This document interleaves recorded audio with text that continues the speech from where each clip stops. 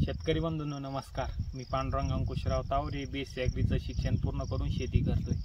मित्रांनो, सध्याचं जे वातावरण आहे ते कांद्यातील जे रोग आहे ते वाढण्यासाठी खूपच घातक झालेलं आहे. ते कसं मित्रांनो, सकाळी धुई आणि धुकं येतं, त्याच्यानंतर दुपारी ऊन पडतं, संध्याकाळी थंडी वाजते आणि मध्येच पाऊस येतो. तर मित्रांनो, या वातावरणामध्ये आपल्या कांद्यातील बुरशीजन्य करपा व थ्रिप्स जे रस शोषक किडे आहे यांचा प्रादुर्भाव खूप जास्त होतो.